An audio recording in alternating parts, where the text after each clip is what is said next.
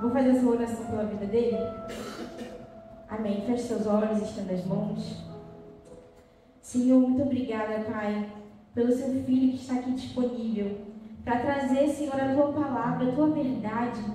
Senhor, eu te peço nessa noite que ele seja usado pelo teu Espírito Santo com ousadia e autoridade, Senhor. Pai, que seja o teu Espírito usando a boca dele, Senhor, e que a palavra, que é aquela que nós amamos, Senhor, ela venha ferir os nossos corações, que ela venha ser como uma espada de duas pontas, dividindo a alma e o espírito, Pai, nos fazendo discernir todas as coisas. E, Senhor, que nós possamos, que estaremos lá embaixo, que nós possamos estar como terras férteis, Senhor, terras adubadas, terras que vão receber a palavra e vão gerar frutos na estação própria, no momento certo, mas que, Senhor, vão guardar essas palavras, Pai, que são preciosas, que vão sair do teu filho, mas que são tuas primeiro. É isso que eu te peço nessa noite. E que nada venha impedir essa palavra de ser falada nesse lugar. Em nome de Jesus. Amém. Se é para ele, pode ser melhor.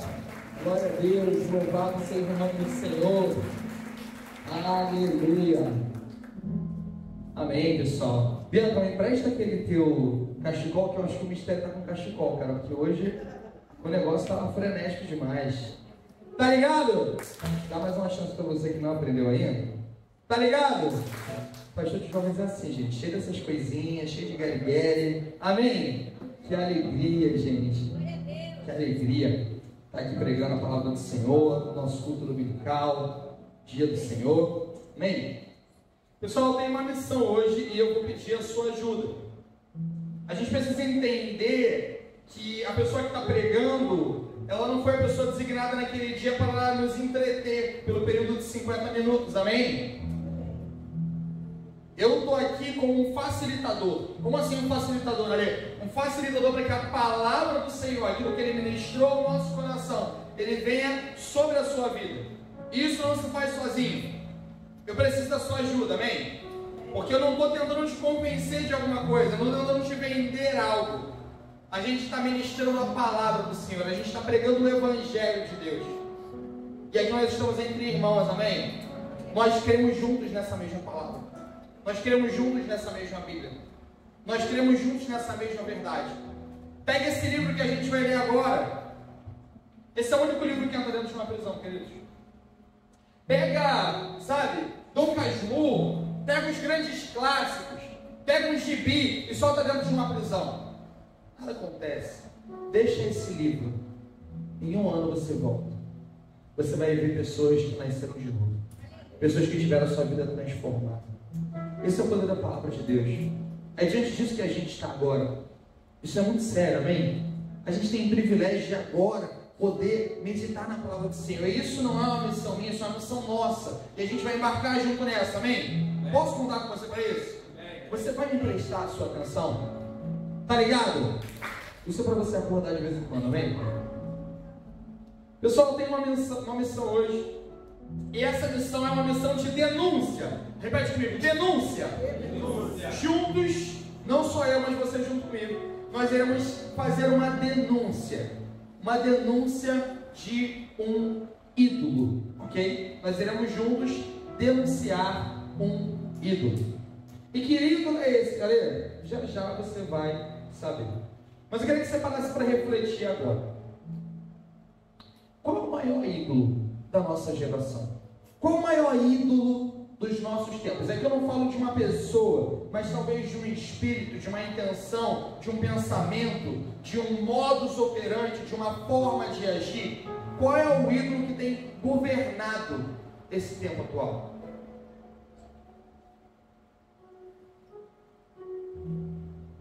O mesmo ídolo que talvez tenha iniciado lá em Gênesis capítulo 3. A gente precisa entender que tudo que a gente quer entender, a gente precisa ir na origem. E onde é que está a origem de todas as coisas na Bíblia? Em Gênesis. Então, se eu quero entender a origem de algo, eu preciso ir lá na primeira menção, lei da primeira menção, vai em Gênesis e entende como aquilo se desdobra ao longo de toda a Bíblia. Então, juntos, a gente vai rapidamente ler Gênesis capítulo 13, versículo 6, e aqui a gente já vai entender, Pedro, o que a gente vai estar falando hoje. Gênesis capítulo 3, versículo 6, na versão NVI, nova versão internacional, por favor. Gênesis 3, 6. NVI, nova versão internacional. Essa é a NVT, é muito boa também, mas beleza, maravilha. Vamos juntos. Quando a mulher viu que a árvore, só um minuto. Perfeito. Quando a mulher viu que a árvore parecia, vamos juntos, gente. Quando a mulher viu que a árvore parecia, essa tradução não está igual a minha. Vamos ler aqui. Quando a mulher viu que a árvore parecia que era boa para alimento, atraente aos e desejável para dela se obter, tomou do seu fruto e também deu ao seu que estava com ela e o comeu. Uma outra versão vai dizer que a mulher viu que a árvore parecia agradável ao paladar, atraente aos olhos, e além disso, desejável para dela se obter conhecimento, discernimento. Aqui está falando sabedoria. Essa foi a primeira coisa que foi colocada diante de um homem. Que homem é esse? Um homem e uma mulher que estão vivendo no paraíso, diante de Deus, no jardim do Éden, no jardim no Éden, vivendo face a face com o Senhor. Foram criadas em imagem e semelhança de Deus. Esse homem e essa mulher estão nesse ambiente e pela primeira vez eles são tentados, num ambiente de deleite, num ambiente de plenitude, num ambiente onde eles tinham não uma, mas todas as coisas. Eles são tentados. No momento que eles são tentados, essas três coisas aqui se levantam. É apresentado a eles algo que parecia agradável ao paladar, atraente aos olhos e além disso, desejável para se obter sabedoria. E aqui, não Adão, mas a humanidade inteira cai. Ela decide trocar o tudo de Deus pelo isso do diabo. Ele decide fazer essa troca. Só que quando ele faz essa troca, Adão está simbolizando toda a humanidade. E dali para frente, todos que vêm depois de Adão, que são descendentes de Adão, eles carregam isso, essa marca.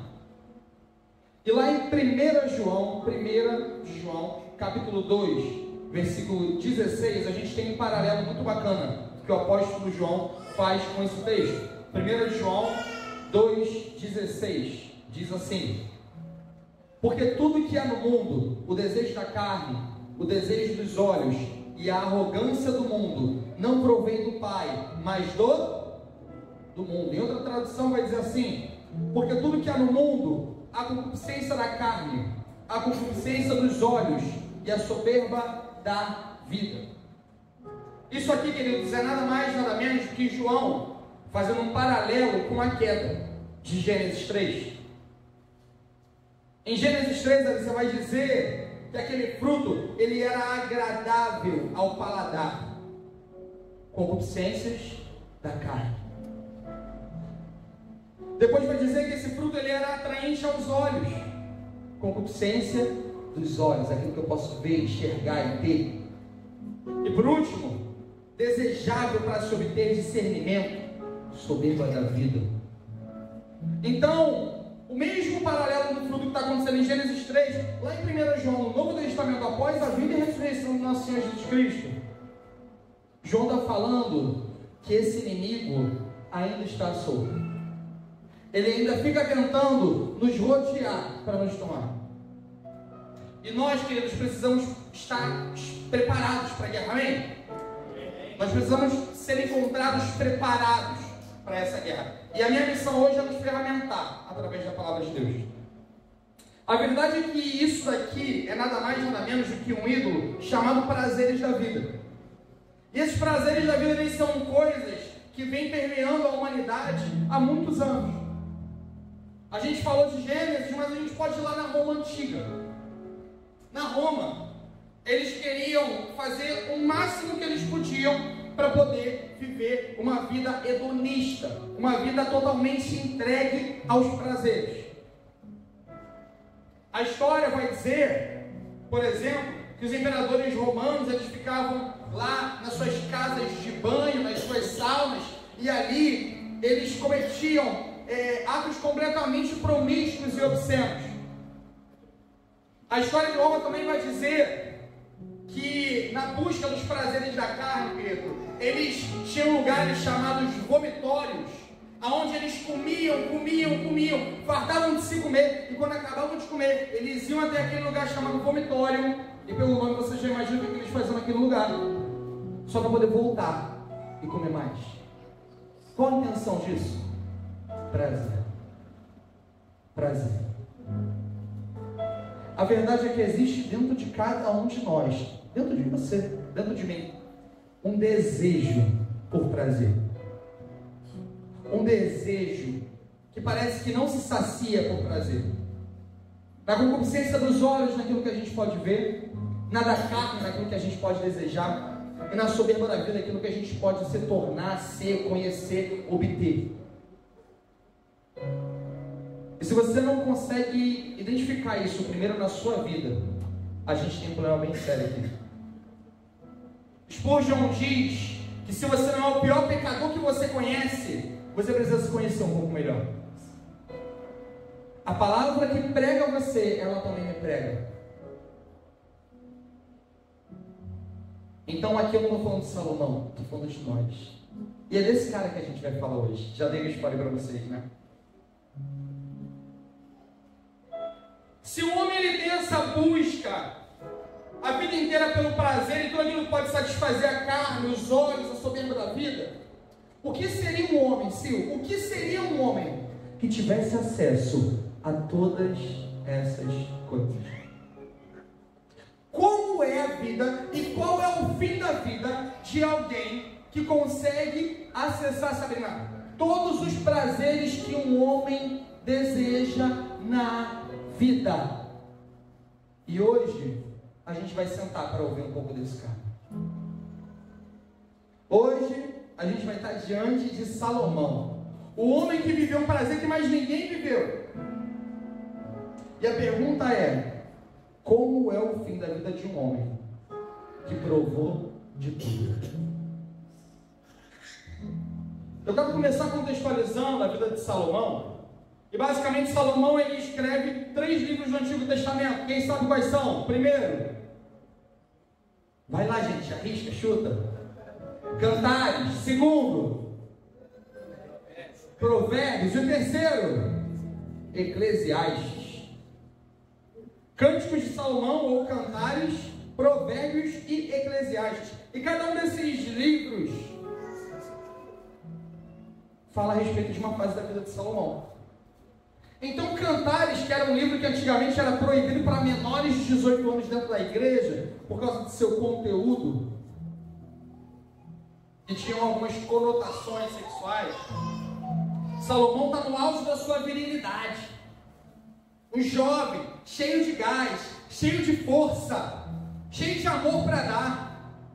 Então, por exemplo, lá em Cantares, capítulo 1, versículo 2, bem no começo de Cantares, ele fala: beija-me, ele com os beijos da sua boca, porque o teu amor é melhor que o vinho. E aí Cantares é daí para baixo, irmão.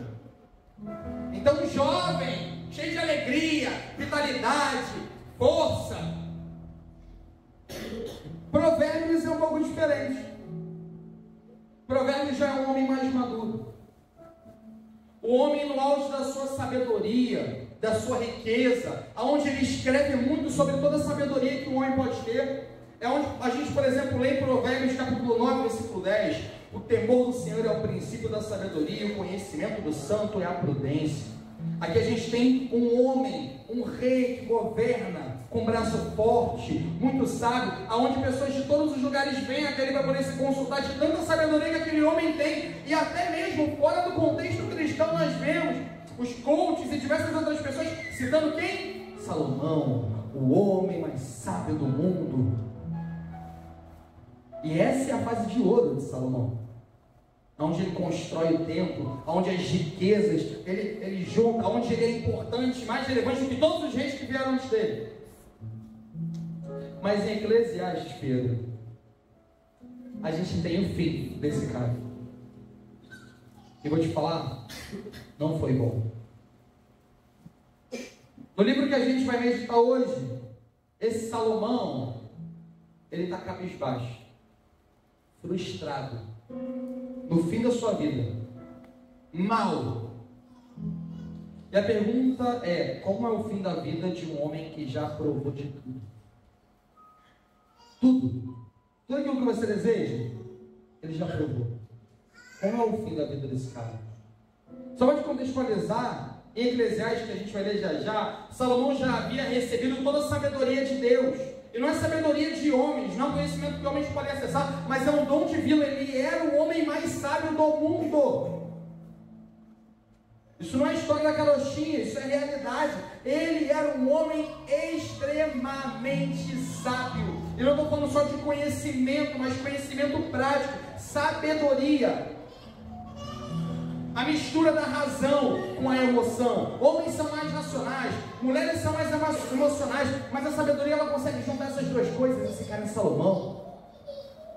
Existem pessoas que têm conhecimento prático, existem pessoas que têm conhecimento teórico. Salomão tinha sabedoria, um homem sábio.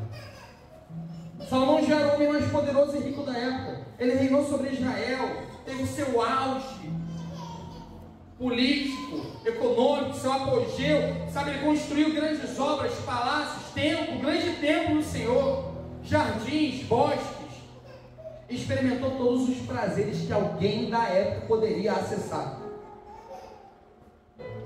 Em Eclesiastes, Salomão também já tinha se casado com muitas mulheres. Ele tinha 700 esposas e 300 concubinas. 1000 mulheres. Alguém vai dizer, talvez, que difícil não era ter 1000 mulheres, e sim 1000 sogras. Mas ele era o rei, então qualquer coisa ele mandava, corte as cabeças. Tá ligado? E nesse período, Pedro, foi o momento que Salomão foi seduzido a adorar falsos deuses. Ele começou a se desviar dos caminhos do Senhor, mesmo sendo um rei, um reinado extremamente abençoado. E aqui começa a decadência espiritual de Salomão. Salomão, ele já tinha se afastado do Senhor quando ele escreveu Eclesiastes. Então, Eclesiastes, querido, que é o livro que a gente vai ler agora, ele é o texto de um homem amargurado, cético, introspectivo. Um homem que está analisando a vida debaixo do sol, como ele mesmo diz, como alguém que já perdeu a conexão com Deus que está acima do sol. E a pergunta é: como é o fim da vida de um homem que já provou de tudo?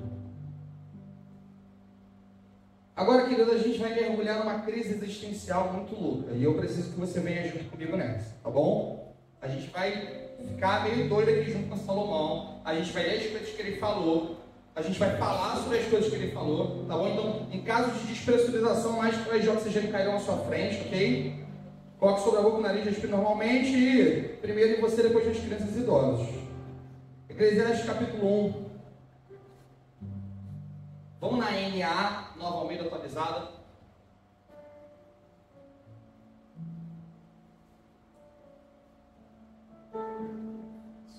Beleza. Eclesiastes capítulo 1, versículo 1.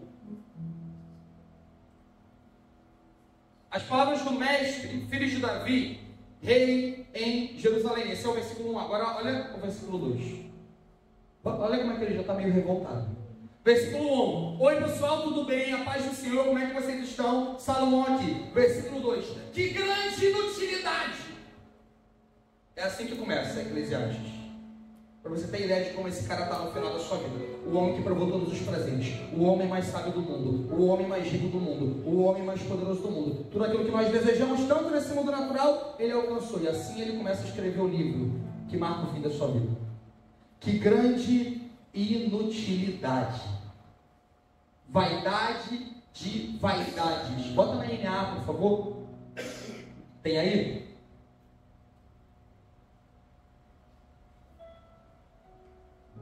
Beleza.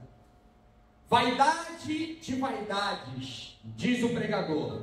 Vaidade de vaidades. Tudo é vaidade. No começo, gente, do segundo versículo do seu livro, ele já começa a dar spoiler de tudo aquilo que ele vai falar. Aqui ele já fala, esse é o fim do homem. Vanita vanitatum, vaidade de vaidades, é tudo vaidade. Não importa o que o homem tem de fazer, no final, é pura vaidade. É pó, é névoa.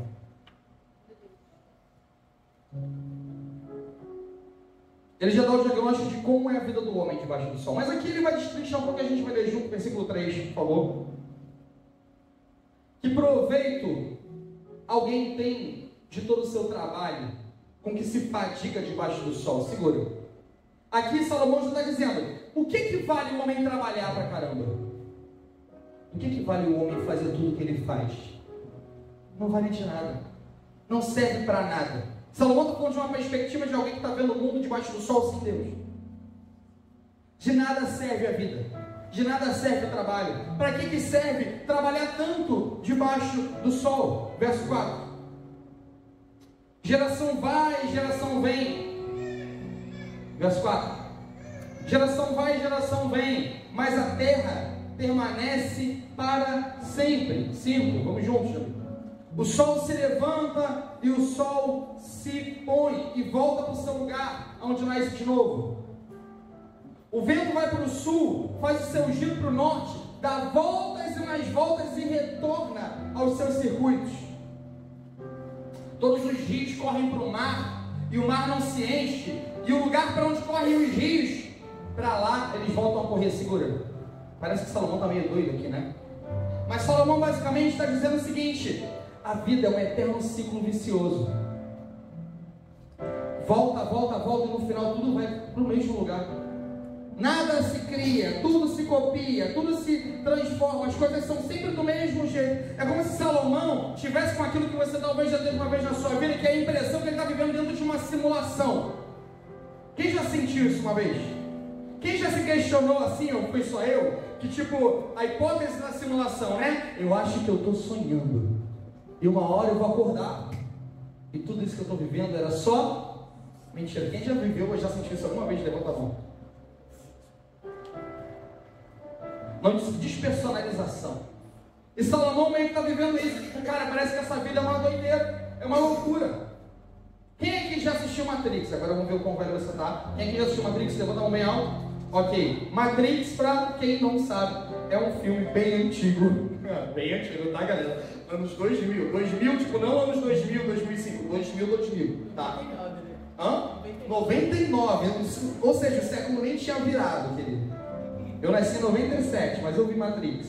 Vamos lá. Em Matrix, tem uma parte. Basicamente, Matrix é a história de um homem, né? Que ele é o Messias. E esse Messias é o Messias que veio para salvar o mundo. Salvar que mundo? Um mundo que vive numa simulação. Um mundo que vive numa simulação, porque esse mundo foi dominado pelas máquinas, Natália. Então esse mundo dominado pelas máquinas pegou todos os homens e colocou os homens para dormir. E os homens que estão dormindo, eles estão alimentando essas máquinas com a energia deles, mas enquanto eles estão dormindo, sabe o que está acontecendo? Eles estão dentro de uma simulação.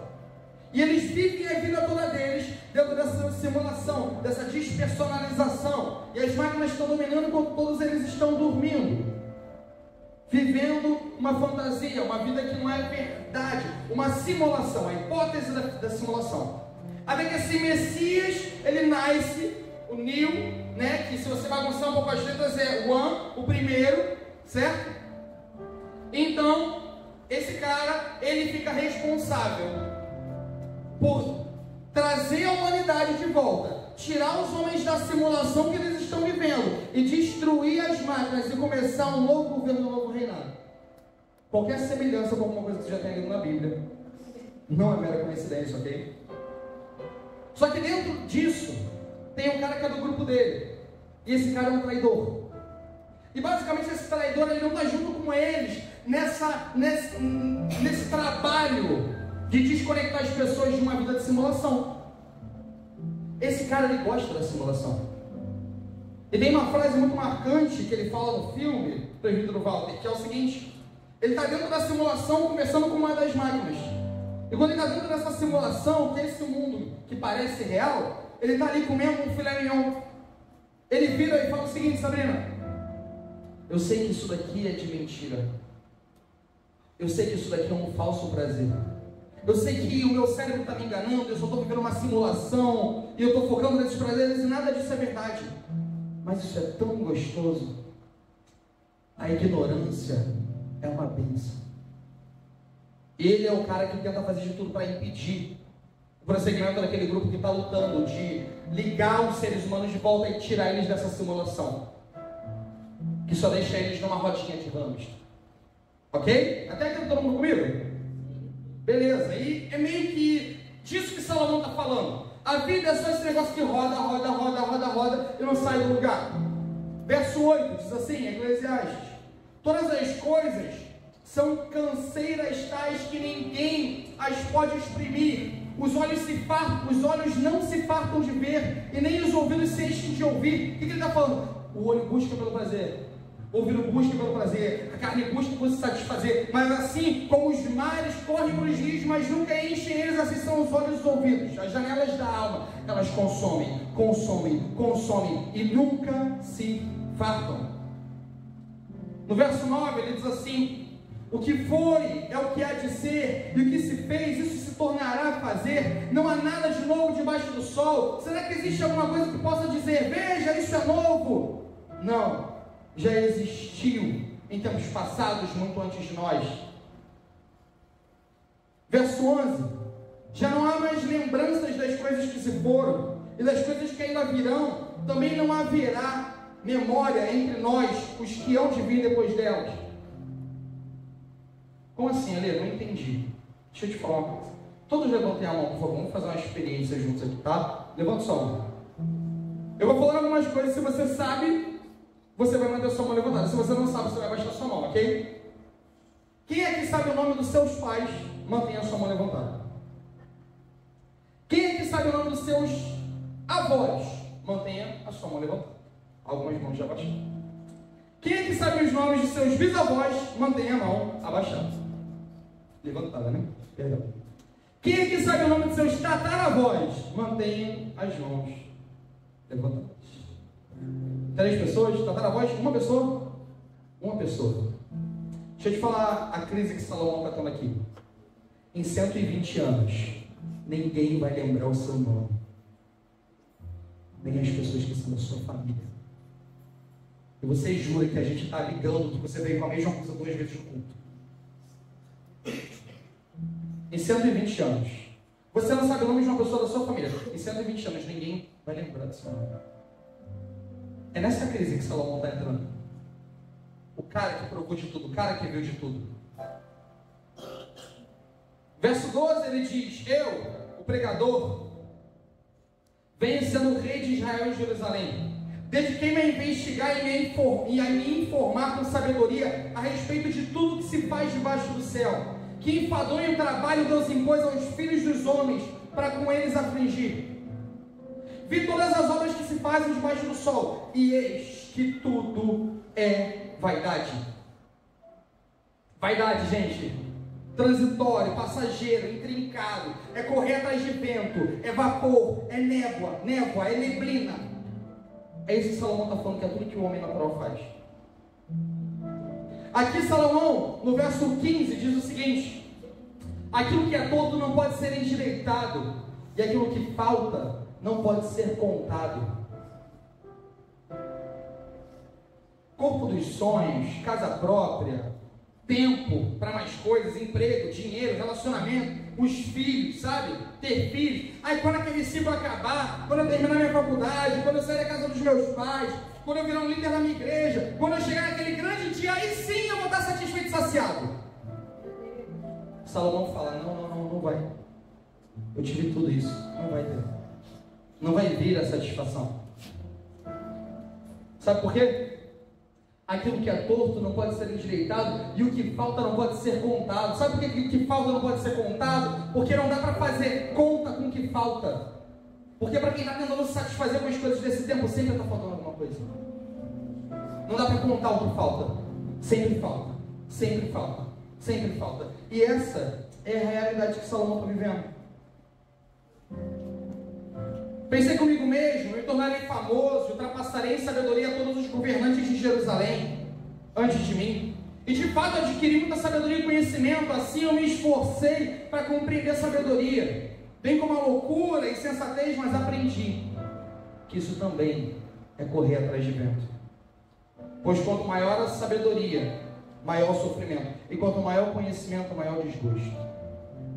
Esse, queridos, é Salomão. É o estado desse cara aqui que a gente está falando. Vamos dar uma passada rápida lá em Eclesiastes 2. Eclesiastes, capítulo 2. Se em Eclesiastes, capítulo 1, Daniel, Salomão está dando um diagnóstico de qual é o estado atual dele. E em Eclesiastes, capítulo 2, ele começa a descrever tudo que ele tentou fazer para buscar nessas coisas. Nas coisas desse tempo e dessa terra, a satisfação que ele não encontrou em lugar nenhum. Em Eclesiastes capítulo 2, versículo 1,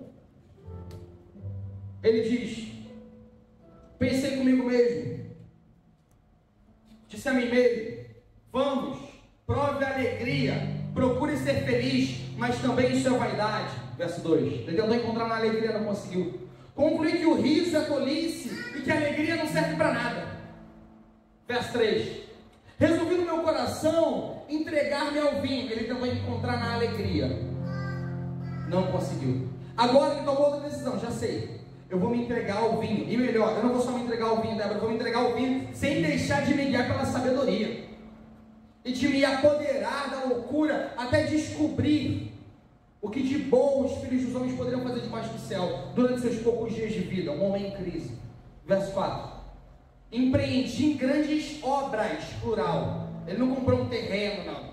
Construí casas. O homem tentando buscar satisfação, alegria, felicidade em algum lugar. Eu construí casas. Eu plantei vinhas, plural, para mim. Verso 5. Eu fiz jardins. Eu fiz pomares para mim, e neles plantei árvores frutíferas de todas as espécies. Um homem desesperado, tentando encontrar em algum lugar a satisfação para o coração dele. Verso 6. Fiz para mim tanques de águas, para com eles chegar nos bosques e que reverdeciam as árvores. Verso 7.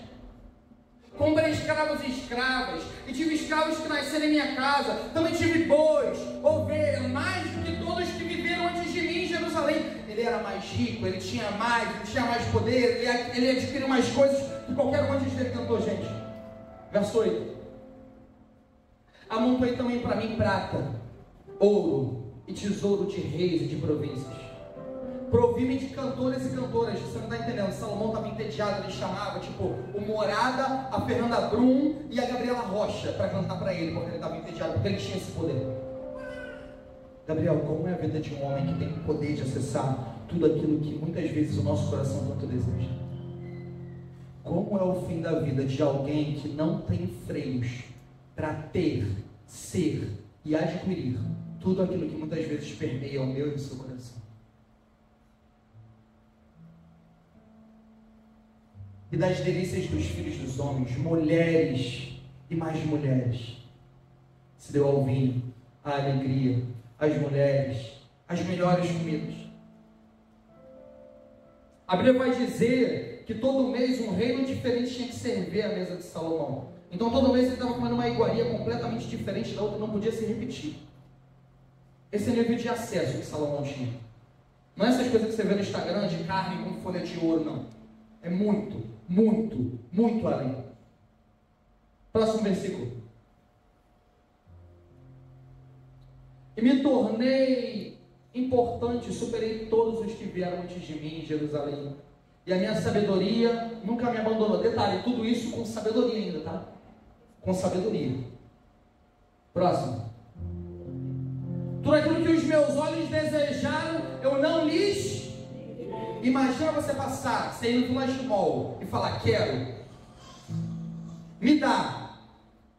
Eu desejei. Salomão, ele falou o seguinte: eu vou buscar de tal forma essa saciedade dentro do meu coração, que nada daquilo que os meus olhos quiserem, nada daquilo que o meu coração desejar, eu vou negar para eles. Eu vou dar tudo aquilo que o meu coração desejar, com a sabedoria e podendo acessar isso. Nem privei meu coração de alegria alguma, pois eu me alegrava com todas as minhas fadigas. Isso era recompensa por todas elas. Próximo versículo. Considerei todas as obras que as minhas mãos fizeram, e também o trabalho que eu com fadiga havia feito. Ou seja, no fim de tudo, vamos fazer o seguinte: então, é porque você está dando muita regalia, Salomão. Você tem que trabalhar, então não, então eu vou trabalhar com as minhas mãos para ver se o prazer vem disso, daquilo que eu construí. Eu fiz a minha parte, eu trabalhei duro.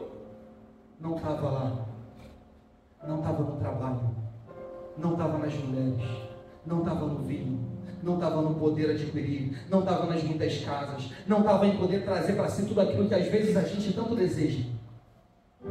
Como é o fim da vida de um homem que pode acessar todas as coisas que o nosso coração deseja construir.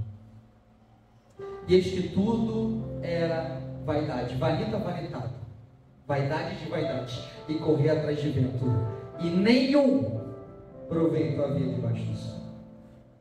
Está feliz, irmão? Não, glória a Deus, misturado com aleluia. Meu Deus, isso é um culto pentecostal. Querido, você está triste? Que bom, a intenção é essa. Salomão tudo possuiu e nada preencheu.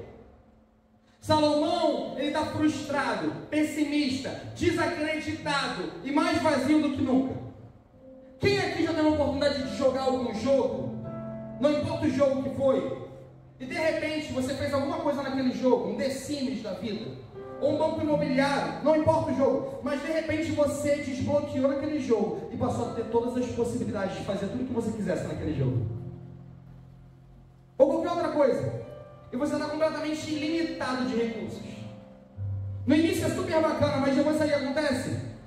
Um tédio tão grande. Alguém sabe o que eu estou falando? Um tédio profundo. Os filósofos pessimistas, como Arthur Schopenhauer, eles têm uma frase para poder definir isso. Essa frase é: nós vivemos na constante oscilação da ânsia de ter e o tédio de possuir. Ânsia de ter, eu quero, conseguir. Tédio. Tá ligado? Tédio. Alguém já viveu isso? Quando eu tiver, quando eu alcançar, quando eu for, aí sim tudo vai ser diferente. Ânsia de ter e tédio de possuir. O desejo, ele nos humilha de duas formas. Esse desejo, ele nos humilha de duas formas: nos negando a realização dos nossos desejos, para que a gente continue correndo atrás dele, dando a nossa vida por eles, ou pior, nos dando exatamente aquilo que a gente tanto buscava. É assim que ele nos humilha. Ânsia de ter, tédio de possuir. Essa é a vida do homem natural.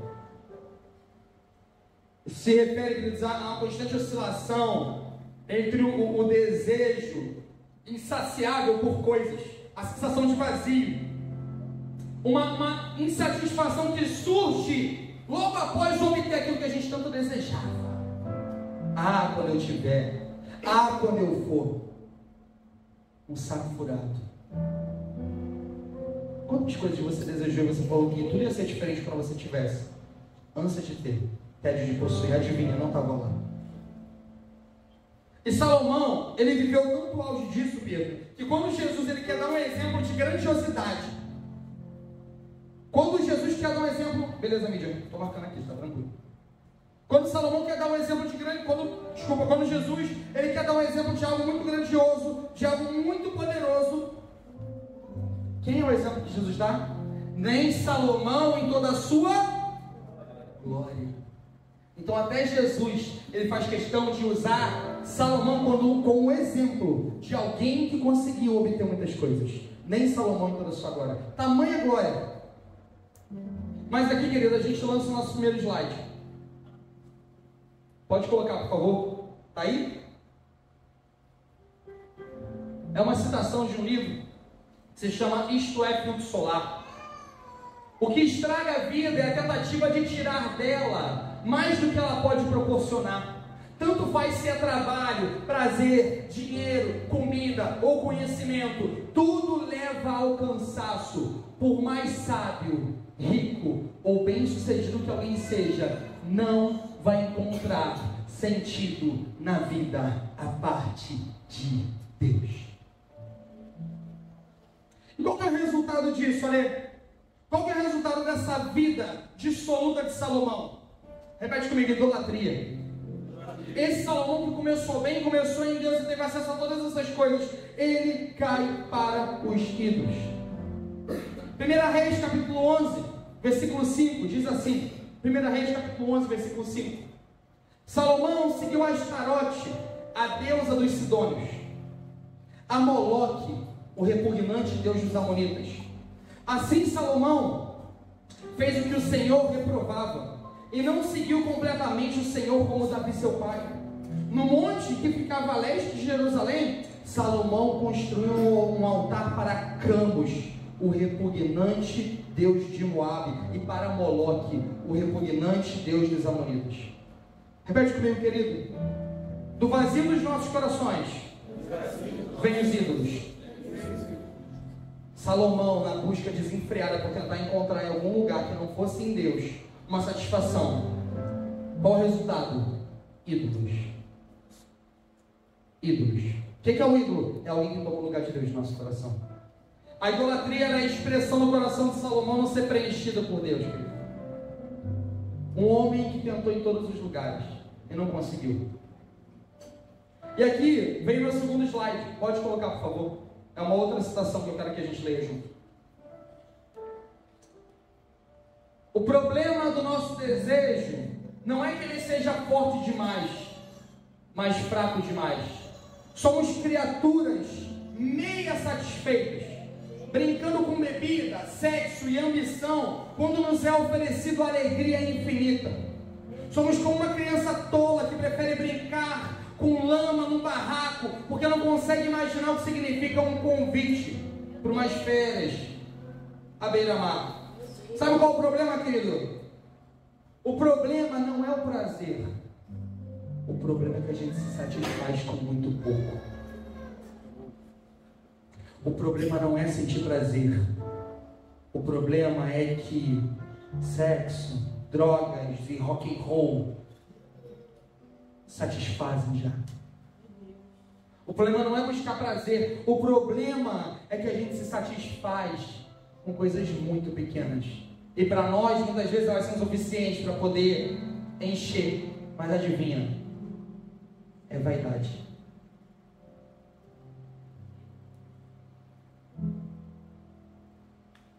Salomão, ele é nada mais, nada menos, querido, do que um tipo de Adão. Adão foi criado num jardim perfeito, sim ou não? Salomão, num reino de paz, não teve guerra no período de Salomão. Ouro era como se fosse pedra, briga. Perfeição. Em capacidade, Adão era perfeito e com livre-arbítrio. Salomão, sábio e o mais inteligente de toda a terra. Adão em domínio, ele tinha domínio sobre toda a criação. E Salomão, ele tinha domínio sobre todas as nações vizinhas. Salomão é como se fosse, Pedro, um Adão Pro Max. É? Como seria Adão se tivesse a possibilidade, o recurso de fazer tudo aquilo que ele quisesse e saciar e satisfazer todos os desejos do seu coração? Ele buscaria em todos os lugares para se satisfazer. Ele ia buscar em todas as fontes, ele não ia se saciar. Sabe por quê? Porque não tem nada de novo debaixo do sol. E realmente, gente, até a época não havia nada de novo debaixo do sol. Só que depois de Salomão, teve algo novo. Aquilo que Salomão tanto buscava. Um novo tipo de Adão. A resposta que Salomão tentou encontrar em todos os lugares. Aquilo que em 1 João diz que o que era desde o princípio, o que ouvimos, o que vimos com os nossos olhos, o que contemplamos e apalpamos com as nossas mãos, isso proclamamos a respeito da palavra viva, a vida que se manifestou, nós o vimos, nós testemunhamos dela e proclamamos a vida eterna a vocês. O verbo se fez carne, aquilo que João Batista viu, eis aí, o Cordeiro de Deus, que tira o pecado do mundo. Aquilo que Salomão tentou encontrar em todos os lugares. E dizia, não tem nada de novo debaixo do sol. Um dia o sol da justiça pisou na terra. Um dia, uma nova coisa, depois de Gênesis capítulo 2, onde tudo foi criado, pisou nessa terra. Aquilo que Salomão tentou encontrar em todos os lugares. E agora, queridos, um novo tipo de Adão. Pode subir o ministério de louvor. Um novo tipo de Adão. Sabe por quê? Porque Salomão, ele era um filho de Davi, mas Jesus, querido, ele era o filho de Davi. Salomão, ele era um grande rei de Jerusalém, mas Jesus era o rei dos reis. Salomão, ele recebeu sabedoria de Deus, mas Jesus, esse Cristo que estava andando entre nós, ele era a própria sabedoria de Deus encarnada. Salomão, ele acumulou ouro e fama, mas Jesus, ele abriu mão da sua glória. Salomão teve 1000 mulheres e concubinas, mas Jesus não, ele só teve uma única, chamada igreja.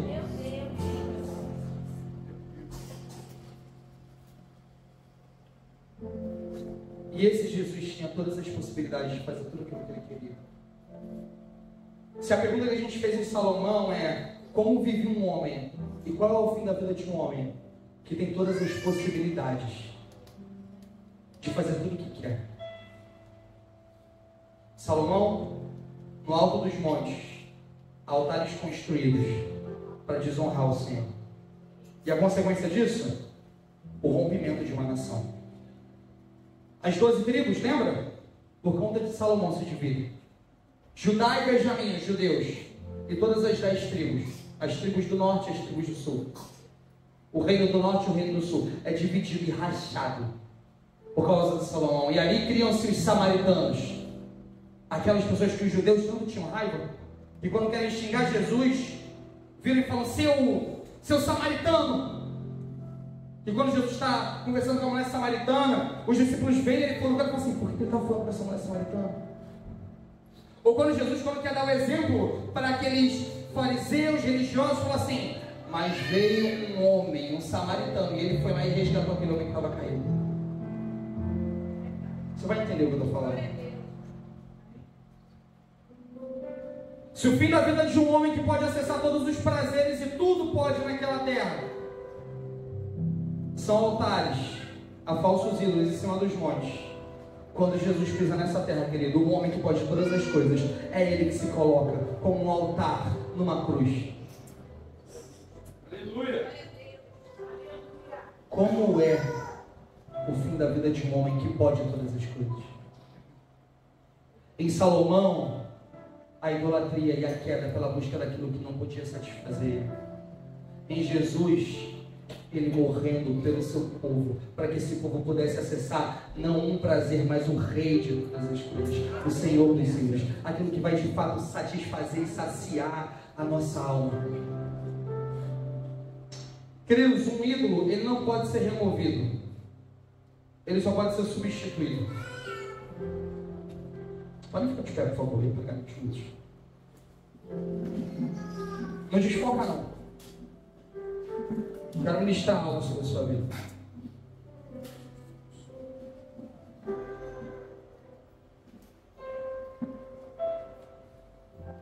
Um ídolo não pode ser removido, ele só pode ser substituído.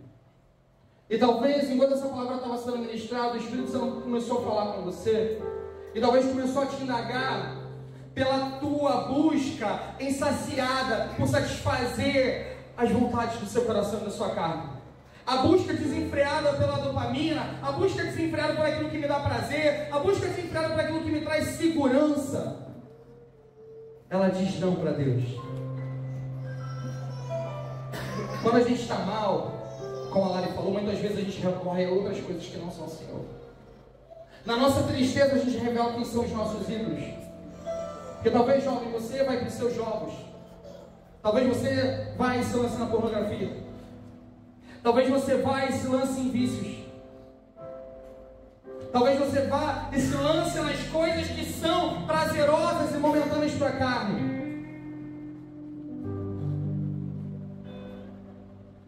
Diga mais Jesus. Ah, querido, mais Jesus.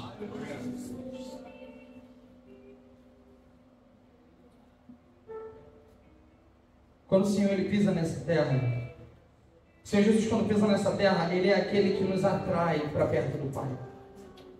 Aonde toda a nossa necessidade e o nosso desejo de ser satisfeitos em algo é satisfeito nele. Aquilo que a gente está procurando em várias coisas, que daquilo que a gente procura em todas as coisas dessa terra. E quem está falando com você é um cara que deu uma procurada, não como Salomão, porque não tinha os recursos.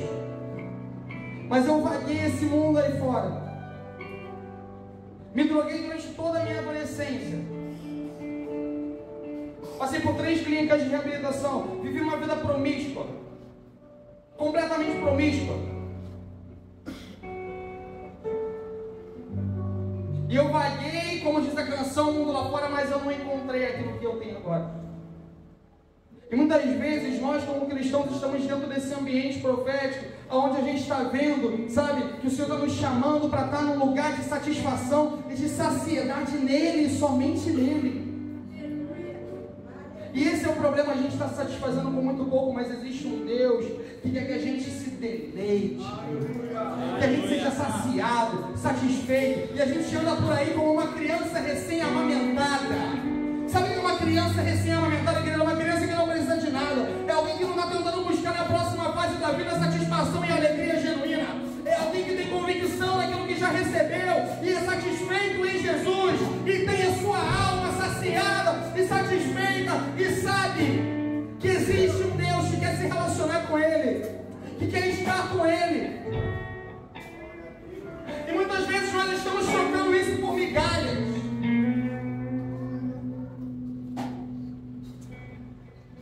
Salomão, por conta dos seus erros, ele racha Israel, reino do norte, reino do sul, judeus e samaritanos. E Jesus, quando está nessa terra, a Bíblia vai dizer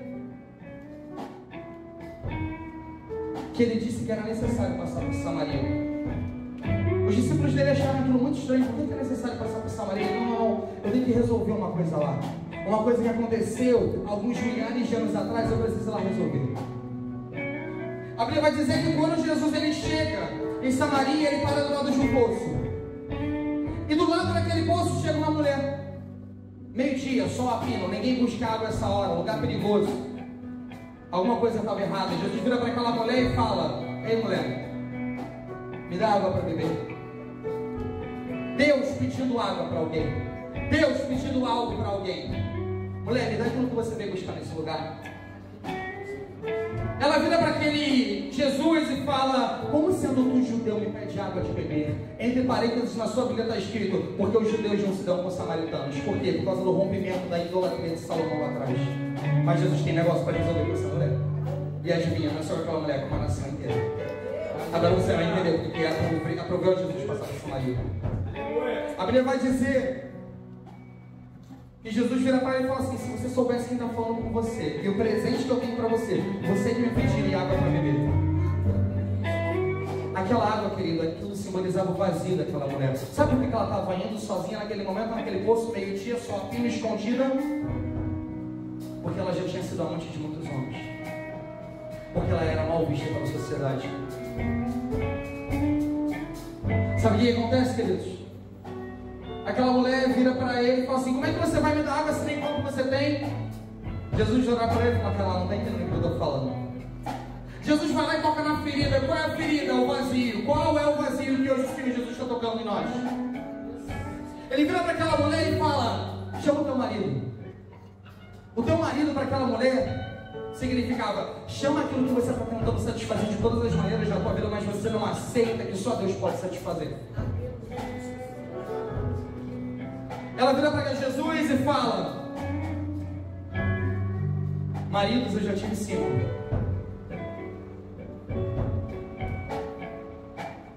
E esse que está comigo nem é meu. Ela reconhece diante de Jesus o seu vazio, que ela tentou preencher de todas as maneiras. O dela era esse, qual é o seu? Mas Jesus ainda está dialogando com ela, ela fala assim: eu vejo que você é profeta. Ela não está entendendo quem está na frente dela. Ela não está entendendo que o que está na frente dela é a fonte de água viva, aquilo que vai satisfazer a sede dela. Queridos, Jesus vira para aquela mulher e fala: não, você ainda não está entendendo o que eu estou querendo te dizer. Aquela mulher fala: não, mas o lugar certo de adorar é em Jerusalém. Ele: não, você está querendo debater teologia, você não está entendendo diante de quem você está. Ei, querido, talvez você não esteja entendendo diante de quem você está nesse momento. E não é do pastor Alê, é do Senhor.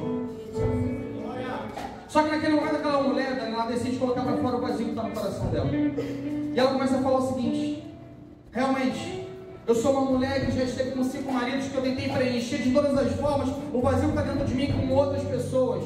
Isso não foi preenchido. Fama, sucesso, dinheiro, aquilo que eu vou alcançar quando eu terminar minha faculdade, quando eu tiver filhos, quando isso acontecer, não vai ser o suficiente. Ânsia de ter, tédio de possuir. Só que ela, talvez num grito de esperança, ela vira e fala assim: mas um dia eu sei que vai vir o Messias, e quando ele vier, quando ele vier, ela mesma começa a profetizar. Ela não sabe quem está na frente dela. Quando vier o Messias, eu vou ser satisfeita. Quando o Messias vier, eu vou ser saciada. Quando aquele que é o sol da justiça vier para essa terra, para esse mundo debaixo do sol, aí sim eu não vou mais precisar vir nesse poço para satisfazer a minha sede com as coisas dessa terra. Como eu anseio por esse dia, como eu anseio pelo momento que eu não vou mais cair nos antigos pecados, como eu anseio pelo momento que no momento de falta e de dor eu vou recorrer ao Senhor, e não mais coisas que eu posso alcançar com as minhas mãos. Como eu anseio pelo dia que eu vou ser saciado e satisfeito nele, e não vou mais precisar vir nesse lugar chamado pecado. Ele não condena ela. Ele vira para ela e fala assim: sou eu que estou falando contigo. Eu sou o Messias. Eu que estou diante de você. Gente, foi ele que foi até ela, porque era necessário passar por sangue. Ali ele está restaurando uma nação. Aquilo que Salomão fez de errado. Se Salomão rompeu nações, Jesus é aquele que junta tudo.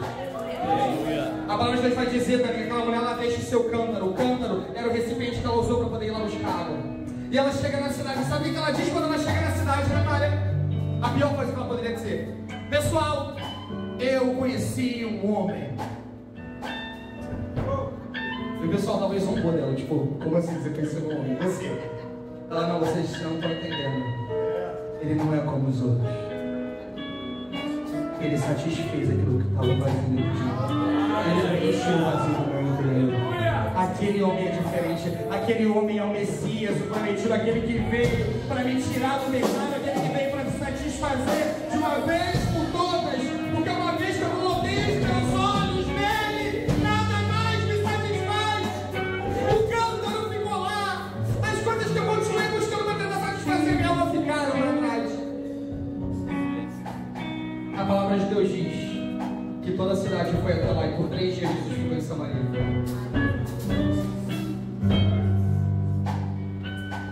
Esse Jesus está aqui. Aquele que satisfez aquela mulher está aqui. E aqui a gente fecha. Coloca a última citação para a gente finalizar, por gentileza.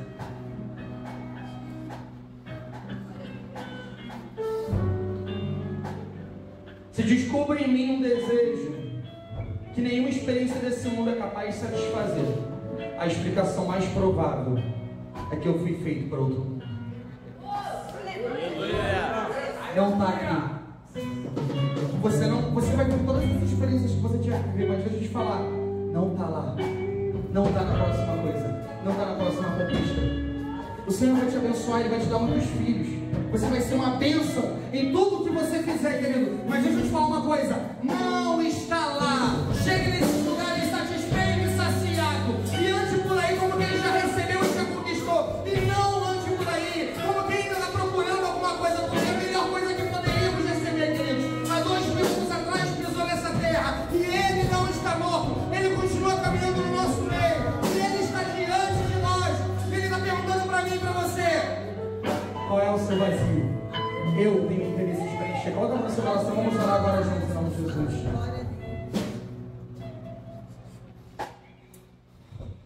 Eu quero ser bem prático para a gente encerrar, queridos. Eu não sei qual é o vazio que está dentro do seu coração, mas eu quero que você feche seus olhos agora no seu lar e comece a falar: Senhor Jesus, preenche isso dentro de mim. Preenche isso, Senhor. Eu não quero sair daqui e ter que recorrer às velhas coisas. Eu não quero sair daqui e precisar me entregar aos falsos ídolos de novo, Senhor. Senhor Jesus, preenche. Eu quero ser satisfeito em Ti e nada mais.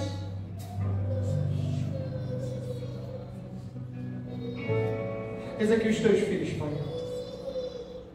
Eu creio, Senhor, que Você é aquele que preenche todas as coisas. O vazio que há dentro do coração do homem, somente o Senhor pode preencher. Eu oro, Pai, para que o Senhor dê direções práticas aos Teus filhos, Pai.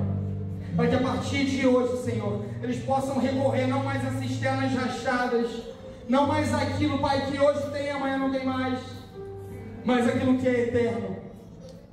O Rei dos Reis e Senhor dos Senhores. É isso, Pai, que eu oro.